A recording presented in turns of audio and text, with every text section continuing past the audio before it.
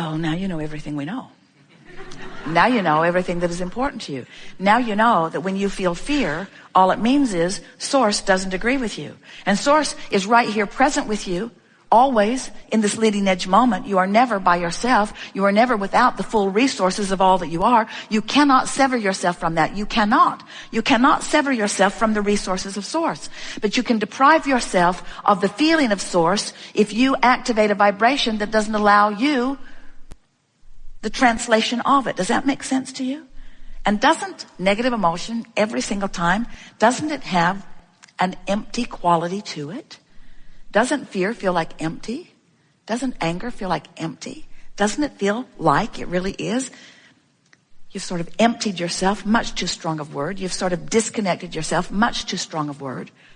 But it is fair to say you're depriving yourself in any moment that you feel negative emotion. You're depriving yourself of the full resources of Source that are available to you immediately.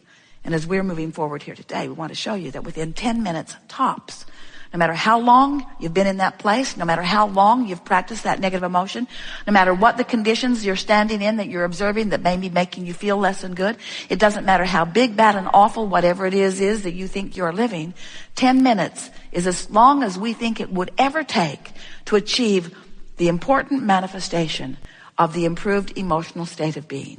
And if you can accomplish the emotion, you've created the grid. And if you've created the grid and can maintain the emotion, the details will fill in.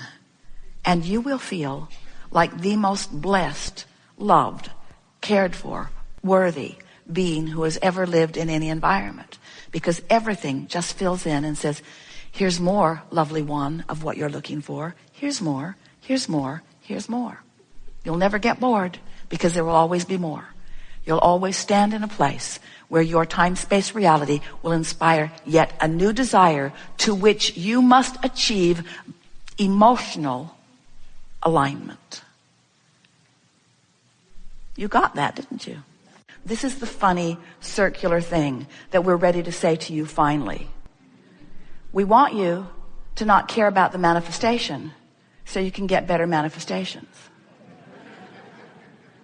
Isn't that screwy? Yeah.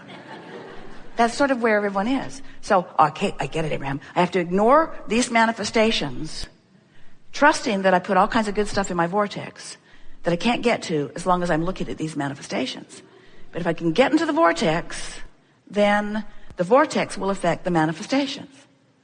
So what are we saying? What we're saying is you're supposed to have really good manifestations.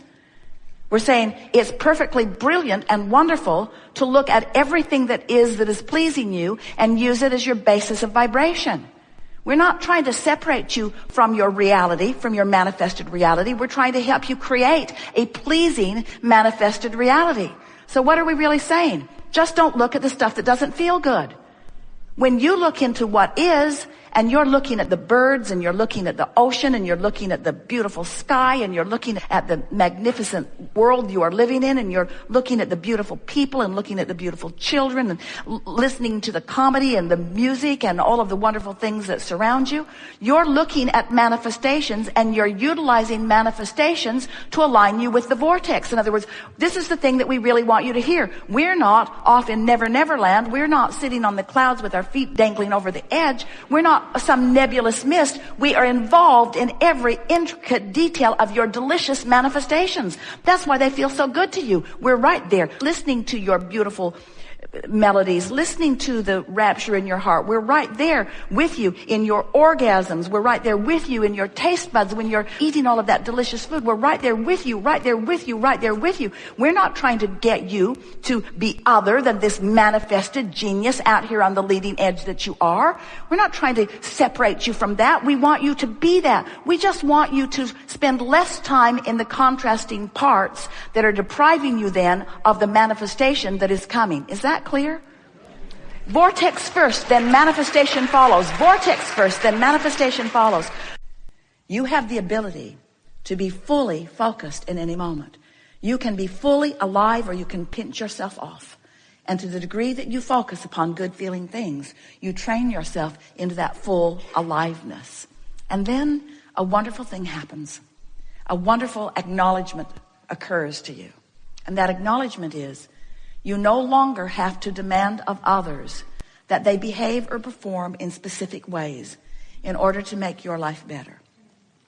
You give up the impossibility of trying to control the uncontrollable, and you begin at once to control the only thing that really is controllable and the only thing that matters, and that is your own personal, in this moment, manifestation of an emotion that feels good to you. You can do that, and you can do it now. We'll give you the benefit of the doubt, however, and say you can do it, and you can do it within 10 minutes. You can bring yourself into alignment within 10 minutes every time. And when you show yourself that, then you're finally free. You're free of everything that ever bound you. Everything that has ever felt binding to you has always and only ever been that one thing. That one thing where you have chosen something in your now to use as your excuse to pinch yourself off from the fullness of who you are. When you choose those things and you say, you are the reason that I can't feel good, then you are bound. When you say, oh, there is no reason for me to have pinched myself off, because I now have full knowledge that I can, within 10 minutes, bring myself into alignment with who I am, then you are finally free. And then you'll be friskily moving through this life experience in good feeling moment after good feeling moment. And people who are watching you will say, what drug are you on and where did you get it? And you'll say, I'm on a natural drug. I've discovered that my physical body is a veritable chemical factory, and that when I get into an emotional place where I feel good, everything in my body works toward releasing everything that is good feeling. And they will say, well, it's obvious to me that you are on something. What is it? And you'll say, it's a very long story. But I can give you a quick version. I just decided to be happy. And they'll say, you are on something, you just won't admit it. You just won't admit it. We want to remind you, as we are bringing this gathering to an ending today, that the feeling of alignment is the greatest power that there is. The feeling of alignment is the greatest power that there is. But it doesn't end with the feeling. It will flesh out into more of the delicious things that you're wanting, and it will confirm itself to you endlessly. You are powerful creators who have had a lot of experience in manifestation. And it is our knowing, and it is our joyful acknowledgement that now that you understand who you really are, now that you understand, and you do, your emotions are guidance that let you know your relationship between what you're thinking right now and what the source within you knows about the same subject. Now that you know how to easily move into simple and fast alignment with who you really are, the manifestations will start flooding in today as evidence that you have found your place. You found your place. You're not going to come again talking about glitches and struggles. You're going to come again talking about ideas and advancement. Once you got this and you got it, you can't go back from it. You will never be the same. You can't unlearn what you learned. You can vibrate in opposition to it, but it will only help you remember it more. So whenever you feel negative emotion, it's just jogging your memory of what you know as a result of what we've talked about here today. We feel so much love and appreciation for your willingness not to just be here playing with us all around the world or in this room. It's not just this nowness that we adore you about. It's your willingness to be in this body at all. Your willingness to be out here on this leading edge of thought. Your willingness to explore and put into the vortex things for you to reap the benefit and reward of manifestation of now, or things that will be saved for generations to come who are less resistant to the idea. But we want to say to you, if this time-space reality has inspired within you a desire, this time-space reality and this nowness has the power and the willingness and the capacity to yield it to you fully now. The thing that, if we were standing in your physical shoes, we would be attempting to manifest would be an emotion. So let's say you're worried or fearful or frustrated, but let's say it's a negative emotion. We would want to manifest an emotion that felt better. That would be our goal. And at first, it might just be one of distraction. It might just be one of a feeling of peacefulness. It might just be one of a feeling of just sort of letting go. Would you rather feel peaceful or passionate? You would, wouldn't you?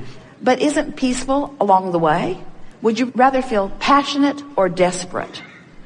Isn't there a big range of difference? Would you rather feel peaceful or desperate?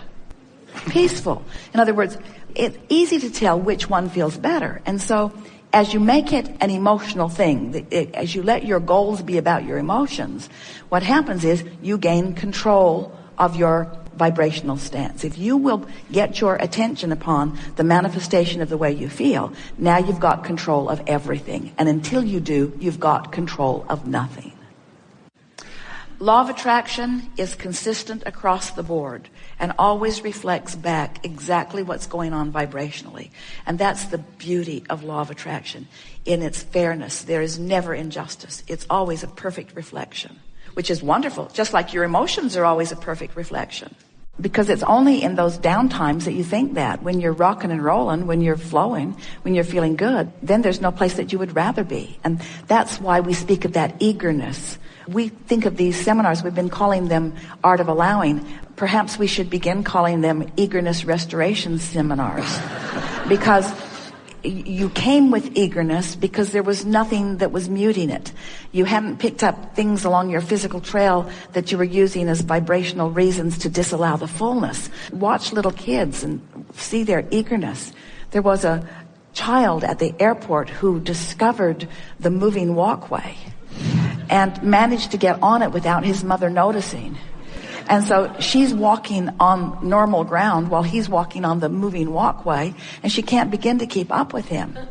And it's such a metaphor for life in general. In other words, parents can't vibrationally have a hard time keeping up with these noodled ones that are coming. And so in order to level the playing field, most parents and teachers and establishments set out to mute the eagerness as quickly as possible so that they can relate to their children.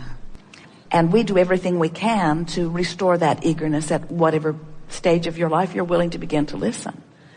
So anytime you feel less than good, it's because you caused an expansion which the larger part of you is holding, but the physical part of you is holding back temporarily. And why are you holding back? Because you're so excited about what is, you can't take your eyes off of it. You seem to be excited about it even when you hate it. You seem to be excited about it even when you don't like it, even when it's not serving you. And you know why we think you are excited about it even though it's not serving you? Because it's what you talk about mostly. Look where I am. See how I feel. Shine a spotlight on me right now. What do you think about this? What do you think about this? What do you think about this? Is there an online chat group that I could join with others who are standing right here where I am? And we say, yeah, there is. There is. They'll all come and complain with you. So we don't mean to make it sound as if we think everything that you're focusing on is not pleasing to you. However, when you're focusing upon something in your what is that is pleasing to you, that means that your inner being, that the source within you, that the non-physical part of you, that the Abraham within you, that the source within you, that the God within you, whatever you want to call that part of you that is non-physically focused, is in you. That part is joining you in that thought. So there's no separation. In other words, when you're loving someone, source is right there with you. When you are appreciating, when you are looking for positive aspects, when you are reveling in the beauty of something, there's no separation because source is right there with you. Now, follow us on this. So you were source energy before you came into this physical body, and the larger part of you still remains non-physically focused. A part of you came into this important personality that is you, where you're sifting and sorting and becoming more, but sometimes temporarily not letting yourself become it. But the source within you is becoming it in the incremental moments that you give birth to it. The source within you has become it.